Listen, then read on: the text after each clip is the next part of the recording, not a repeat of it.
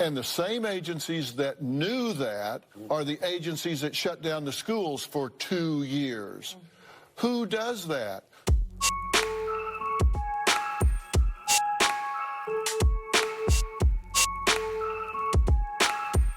I love reacting to videos where the liberal narrative and woke ideologies are shut down. Today we're going to be reacting to a video that the Daily Wire shared earlier in the week, and it's no one other than Dr. Phil himself.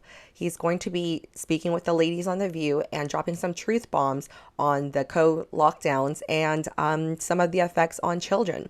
So let's see what he has to say, what the ladies have to disagree on, and see how the audience responds.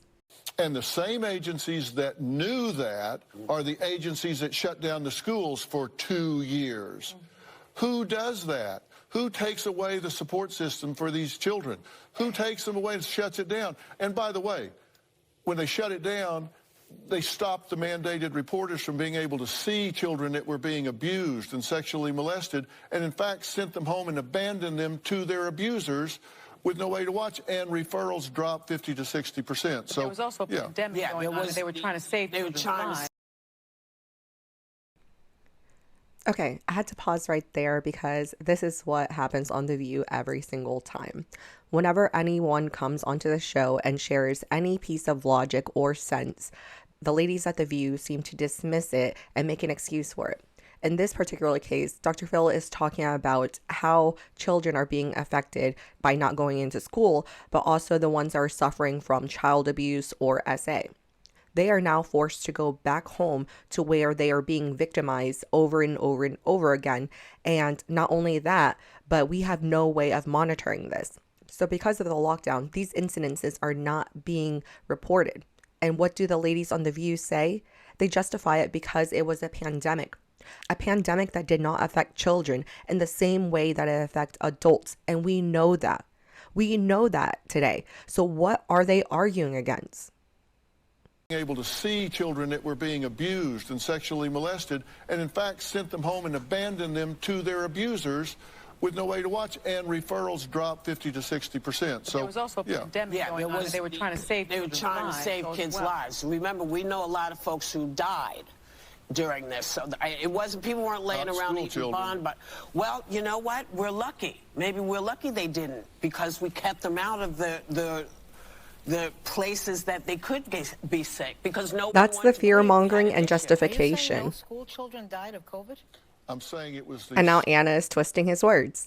He never said no children died. He never said that. What he said was they are not as affected by COVID as they were by the lockdown. Safest group. They were the less vulnerable group, and they suffered and will suffer more from the mismanagement of COVID than they will from the exposure to COVID. And that's not an opinion, that's a fact. So as you guys can see, the audience seemed to agree with Dr. Phil. I'm not sure why the ladies on The View are always so disconnected, but here's a news flash. We all can't afford to send our children to private schools or to hire in-home nannies or tutors. And for those that are unaware, Dr. Phil aired his final episode last year. After over 20 years in daytime talk television, he decided to pursue different endeavors. I can't help but wonder if it has anything to do with the conversations that he was having towards the end of his show. Although he's never been explicit about his political leaning, the conversations do have a conservative undertone, especially when he is openly criticizing the trans or racial identity politics or even the pandemic. He's been on Joe Rogan and a few recent podcasts, so I definitely recommend you guys to check it out. But before you guys leave, I did want to share a few snippets from the conversations of his last season. And you guys let me know if you think his take has anything to do with the reason why he's no longer a part of daytime TV.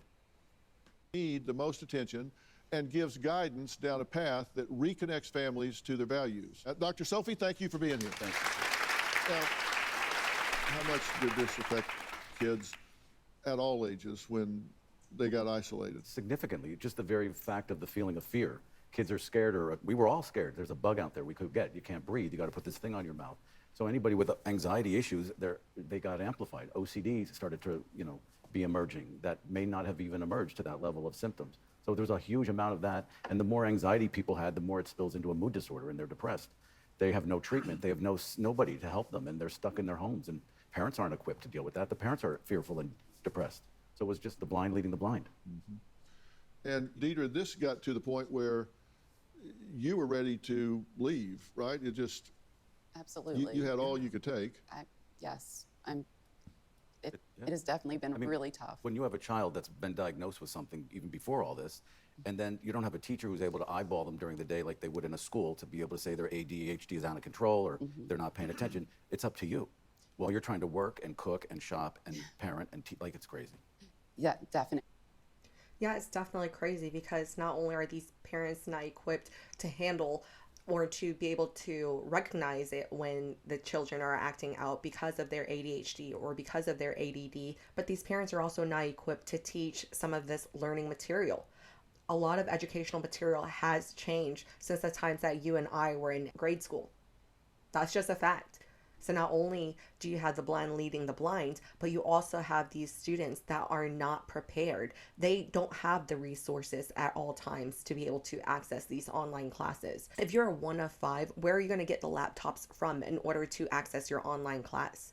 And not only that, but some kids are not just visual learners. Some actually have to touch and feel the items. Some have to experience it. Some have to hear it. So for us to expect all students to be on the same playing field when they're learning from home is just crazy. I think we've completely ignored any repercussions that might have came with the fact that they are now behind. The fact that we are taking them out of classrooms and putting them into homes, they're not learning what they need to learn and not at the pace that they need to be learning.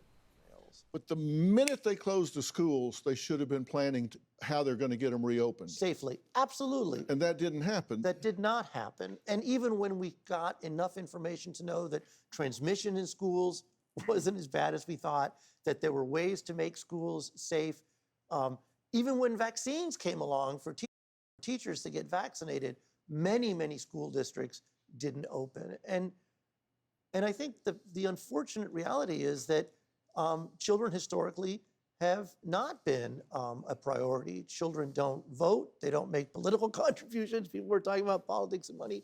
And as a result, we were seeing many communities having bars and restaurants and tattoo parlors open and schools closed. And for me, that was shameful. Well, according to the Journal of the American Medical Association pediatric study, school closures could be significantly effective for infection control only when outbreaks are due to viruses of low transmissibility and attack rates are higher in children than adults. But that just did not seem valid for coronaviruses. Well, the odd thing about this virus is that even though its transmissibility was high, children were not significantly affected. That's not to say that no children were significantly affected, but the mortality rate in children was very low, unlike it was in older adults or people with chronic disease. We didn't know that originally, but as we got to know that, it really should have changed the calculus for us. And it really, in the public debate, it was framed as keeping schools open versus killing people. And that's kind of a no-brainer, right? I mean, for all of us, if we said, well, I mean, if we open schools, people will die.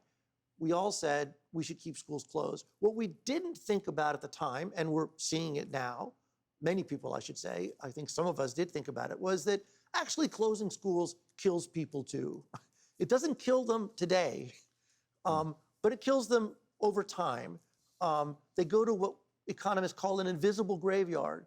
So the consequences of disrupted schooling today have long-term consequences for children's lives, their lifespans, I should say.